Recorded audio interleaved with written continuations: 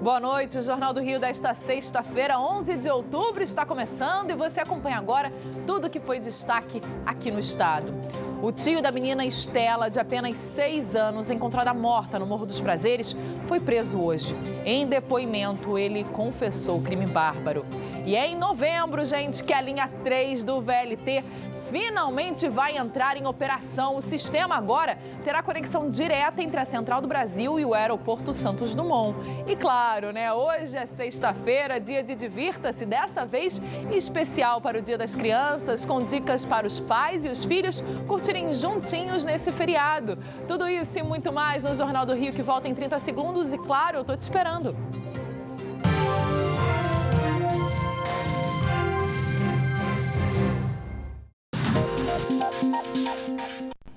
E depois de muita falta de esperança por parte dos comerciantes da Avenida Marechal Floriano, parece que vem boa notícia por aí, porque a Prefeitura do Rio e a concessionária responsável pelo VLT podem ter entrado num acordo. A expectativa é que a linha 3 comece finalmente a operar agora em novembro. Ele até dá as caras, mas ainda fora de serviço. Por enquanto, é a pé mesmo que grande parte dos trabalhadores que ficam no entorno da zona portuária chegam à Central do Brasil. E haja perna. É 20 minutos andando todo dia. A gente chega lá na Central suada já. Mas para a felicidade da Thaís e da Tainá, a linha 3 do VLT vai finalmente entrar em operação no mês que vem e colocar em funcionamento 3 estações que nunca operaram. Só que na Marechal Floriano são 2 estações do VLT. Essa onde nós estamos agora, que fica no entroncamento com a Avenida Rio Branco, e uma no final da rua, bem próxima à Central do Brasil. Com o início da operação da linha 3, o VLT entra então em pleno funcionamento. Com isso, terminam até as baldeações que são feitas entre a Central do Brasil e o Aeroporto Santos Dumont. A previsão é que, com todo o sistema em operação, o VLT transporte cerca de 100 mil passageiros por dia, reduzindo até o tempo de espera nas estações. Mas mesmo com o início do serviço, a queda de braço entre prefeitura e consórcio continua. É que ainda não ficou decidido como fica o impasse contratual. Atualmente, a prefeitura teria que arcar com o equilíbrio financeiro do consórcio, repassando os custos da defasagem de passageiros. O VLT deveria transportar 260 mil pessoas por dia, mas só chega a 80 mil atualmente. Um grupo de trabalho agora foi montado para tentar entrar em acordo e fazer mudanças na concessão. A esperança dos comerciantes que sofreram perdas de mais de 40% no faturamento das lojas aqui na Marechal Floriano é que o bonde moderno finalmente gire a economia da região. Talvez se começar a movimentar o VLT, vai melhorar um pouco, né? E o pessoal vai começar a trabalhar, a entrar e a sair no VLT. Acredito que melhore.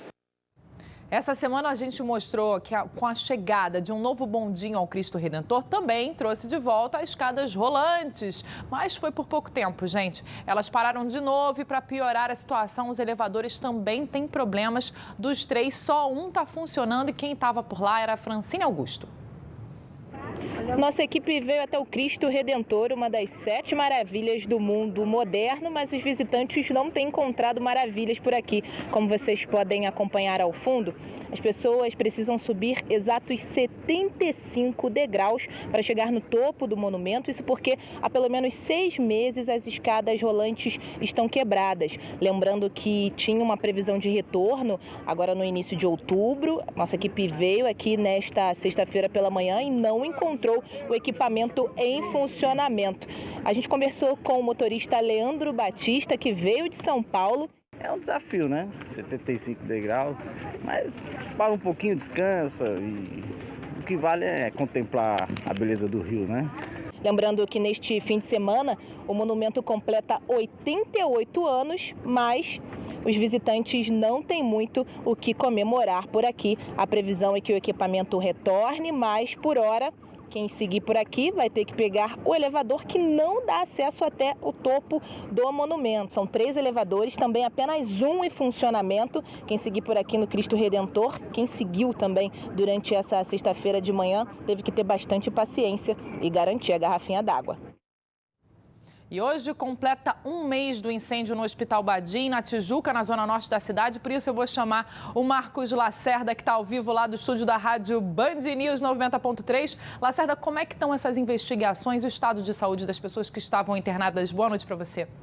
Boa noite, Natasha. Boa noite a todos. A Polícia Civil ainda continua ouvindo testemunhas desse incêndio para tentar identificar o que teria provocado esse fogo que começou no transformador do Hospital Badim, no subsolo do prédio da unidade. A gente tem até o momento 24 pessoas internadas ainda, são pacientes e acompanhantes. Ao todo foram 113 pessoas que ficaram feridas ou morreram nesse incêndio. No dia da tragédia, 11 corpos foram retirados de dentro do hospital.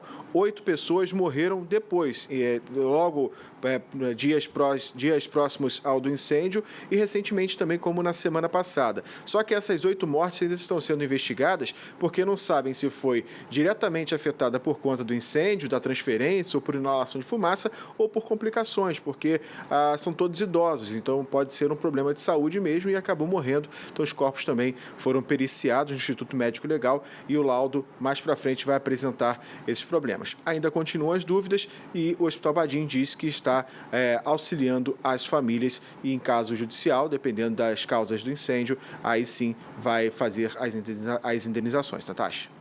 Obrigada, Lacerda. E a seguir, gente, homem tenta se equilibrar em uma estrutura de madeira, cai e a granada que estava no bolso dele explode. Saiba onde tudo isso aconteceu no próximo bloco. O prédio da extinta Faculdade Gama Filho, em Piedade, na zona norte aqui do Rio, está abandonado desde então. A situação preocupa os moradores do bairro e quem vai trazer todas essas informações é a Agatha Meirelles. O prédio da antiga Universidade Gama Filho, em Piedade, na zona norte do Rio, está com sinais de abandono. Nas imagens tiradas dentro da unidade, é possível ver o pátio com lama, lixo espalhado, além de cadernos, cadeiras e máquinas espalhadas também pelas salas do prédio. Moradores da região afirmam que pastas com documentos estão expostas perto de janelas no prédio. A Universidade Gama Filho, lembrando, foi desativada em 2014 pelo Ministério da Educação, depois de passar por uma crise financeira. 2 anos depois, a Justiça aqui do Rio de Janeiro decretou a falência do Grupo Galileu, que administrava a instituição. A menina Estela, de 6 anos, encontrada morta no Morro dos Prazeres, em Santa Teresa, foi enterrada hoje. O tio dela, Paulo Sérgio Evangelista, foi preso e confessou o crime. Amigos e familiares se reuniram para se despedir de Estela, de 6 anos. O corpo dela foi enterrado no início da tarde no cemitério do Caju, na zona norte do Rio. Luciana Evangelista, mãe da menina, não foi por medo de represália. Ela está sob proteção policial e diz receber ameaças dos traficantes da comunidade onde mora, que a culpam por negligência no crime. Estela foi encontrada morta na quarta-feira no alto do Morro dos Prazeres, em Santa Teresa, a poucos metros da casa onde morava. Segundo os familiares, Paulo Sérgio, tio materno da menina, teria dito que a levaria para a praia no sábado pela manhã e não voltou mais com a criança. As buscas por eles começaram no domingo e só na noite desta quinta-feira, agentes do programa Aterro Presente encontraram Paulo Sérgio, que foi conduzido até a delegacia. A prisão aconteceu após uma denúncia feita por um morador em situação de rua que diz ter convivido com Paulo Sérgio nos últimos dias. Ainda segundo a denúncia, Paulo estava escondido em um casarão abandonado e não saía do local nem mesmo para se alimentar. Para a Polícia Civil, Paulo assumiu ter matado Estela. O que ele me relatou que ele estava em casa com as crianças, que havia esse costume, né, dele tomar conta das crianças. Ele perdeu a paciência em razão de uma discussão das duas crianças e se excedeu, enforcou a menina dentro de casa, enforcou a menina, né? E esse enforcamento acabou causando a morte da menina. Após cometer o crime, Paulo Sérgio colocou a sobrinha deitada na cama como se estivesse dormindo. E só na manhã de sábado, enquanto todos na casa ainda não haviam acordado, Paulo colocou o corpo em um saco plástico e escondeu o cadáver. O caso está sendo investigado pela Delegacia de Homicídios, que aguarda o laudo definitivo do IML para saber se houve ou não abuso sexual. Essa não é a primeira vez que Paulo Sérgio é preso. Desde setembro do ano passado, ele estava em liberdade condicional. 3 pessoas foram presas em flagrante por furto e adulteração de combustível, além de fraude em notas fiscais em Duque de Caxias, na Baixada Fluminense. O Marcos Sadoc tem todas as informações. Sadoc. Depois de meses de investigação, a Polícia Civil conseguiu prender e desarticular uma organização criminosa que é especializada no furto e transporte irregular de combustíveis na Baixada Fluminense. A polícia chegou a um grande galpão em Ibarie e encontrou essas 3 pessoas transportando o combustível de um grande caminhão-tanque para outros 3.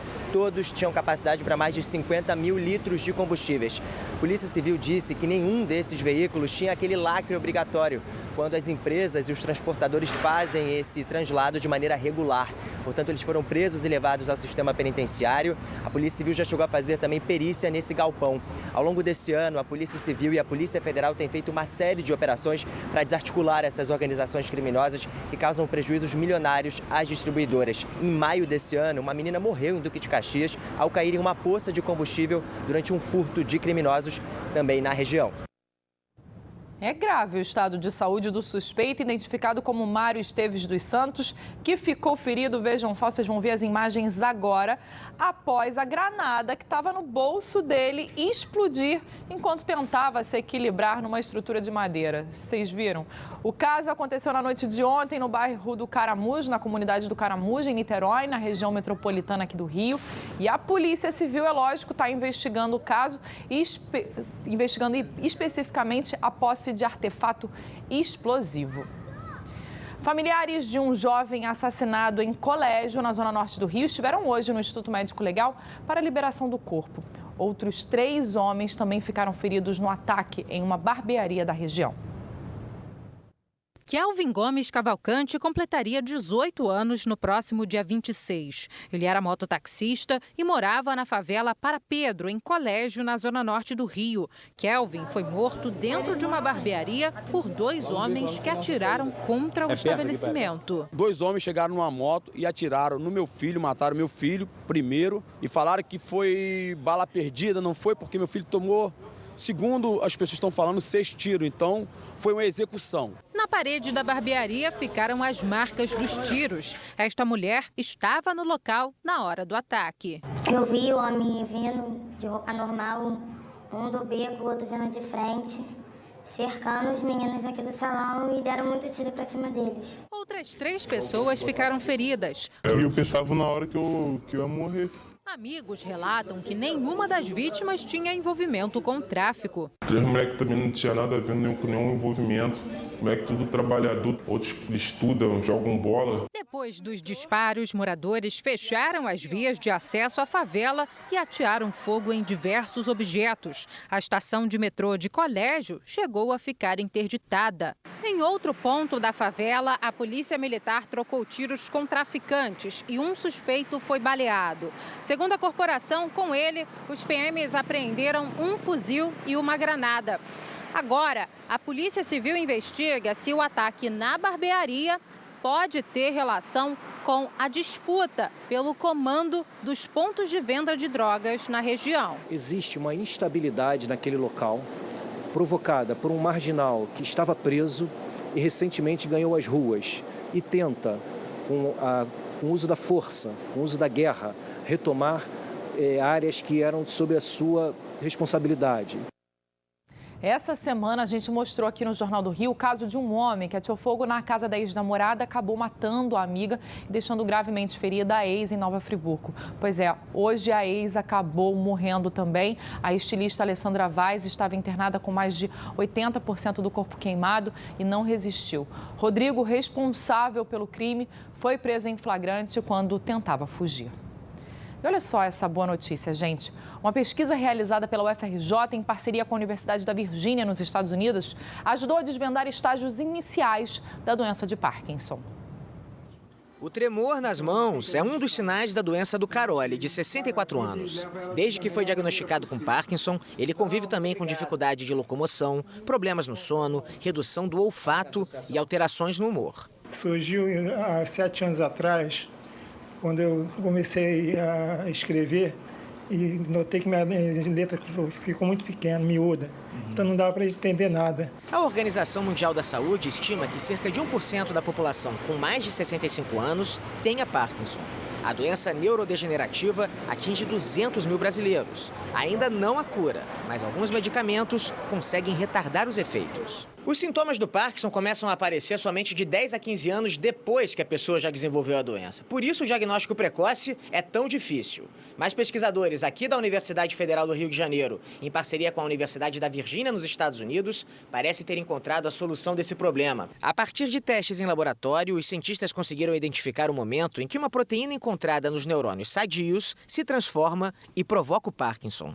Ela começa a desenvolver pequenas partículas que ficam concentradas em uma região do neurônio, provocando a morte da célula cerebral. Os pesquisadores utilizaram um supermicroscópio, vencedor do Prêmio Nobel de Química em 2017, que permite a visualização tridimensional das moléculas. Quando você vai olhar as proteínas, elas não são peças perfeitas. A gente vai, mas como é que elas formam esses agregados? Então a gente descobriu que existem pequenos agregados que são peças perfeitas de encaixe uma na outra, que formam essas fibras, né?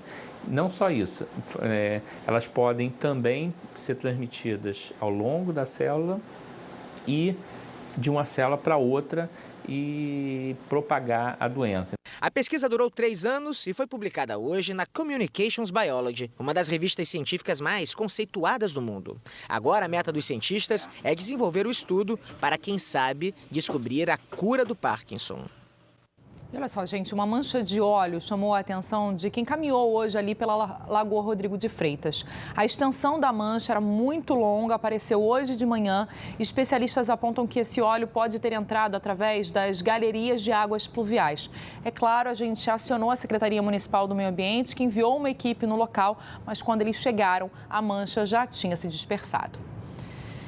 E olha só, o Rio de Janeiro recebeu hoje uma reunião de líderes do Mercosul para debater os resultados de um estudo sobre os impactos do acordo entre o Mercosul e a União Europeia para a economia de todo o país.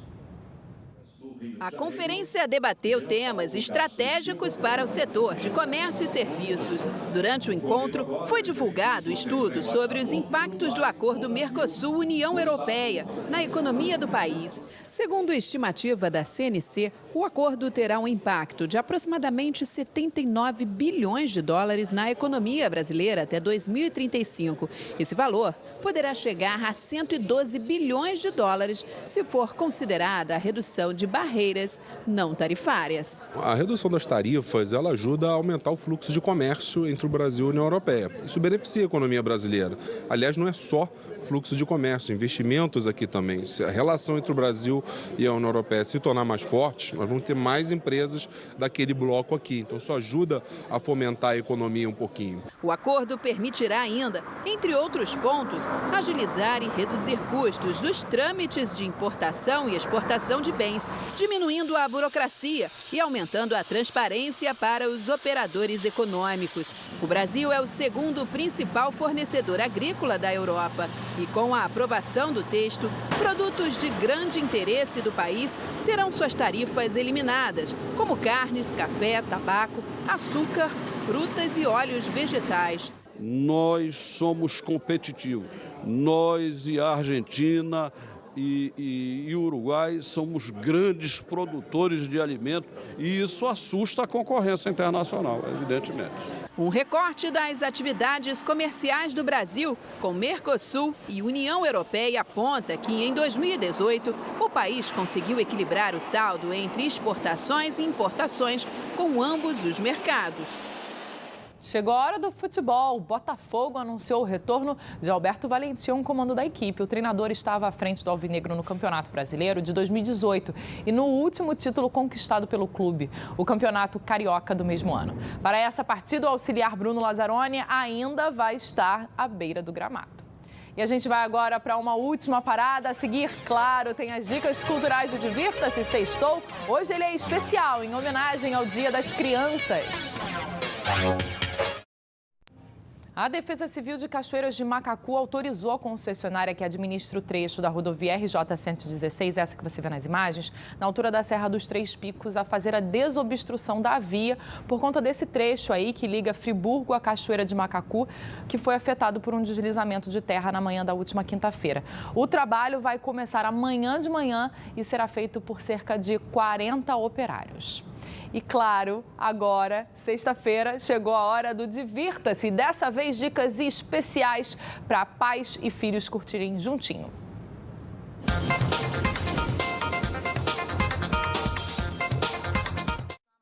E a gente já começa com convite especial. Oi, galera da Band, tudo bem? Eu sou a Larissa Manoela e tô passando para convidar todos vocês aí do Rio de Janeiro pro meu show que vai acontecer nesse dia 13 de outubro, lá no KM de Vantagens Hall, no Shopping Via Parque, lá na Barra da Tijuca, às 19 horas. Então vou estar te esperando, vem curtir comigo esse show incrível, além do tempo, tudo preparado com muito amor, com muito carinho. Tenho certeza que vocês vão amar. Garante seu ingresso. Beijo!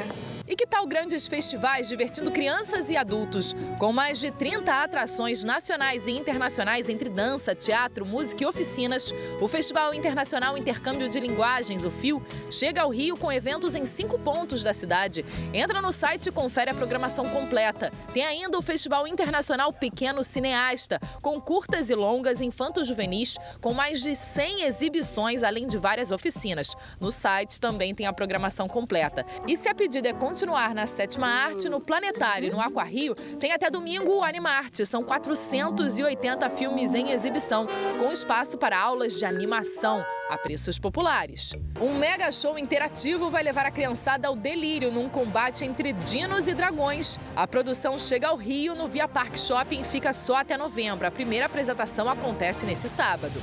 Tem evento gratuito também, um parque cheio de aventuras com Woody e companhia. É o espaço interativo do Toy Story no Shopping Tijuca. Para entrar, basta pegar senha. Com entrada gratuita também tem circuitinho na Marina da Glória nesse sábado e domingo, cheio de atividades para os pequenos. O mar e suas magias no espetáculo Yara, o Encanto das Águas. Com teatro de sombras, a peça fala da história da sereia mais conhecida da cultura indígena.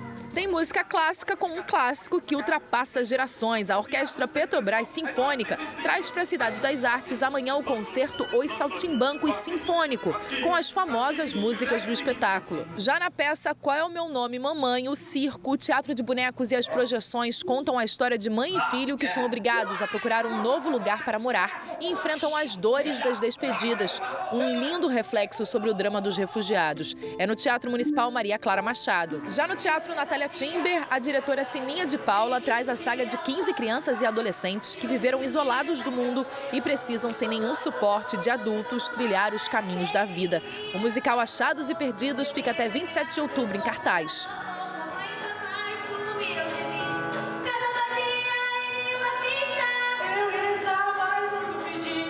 E com essas dicas super divertidas, o Jornal do Rio fica por aqui. A gente volta amanhã às 10 para as 7 da noite. Vem aí o Jornal da Band. Uma ótima noite para você, um ótimo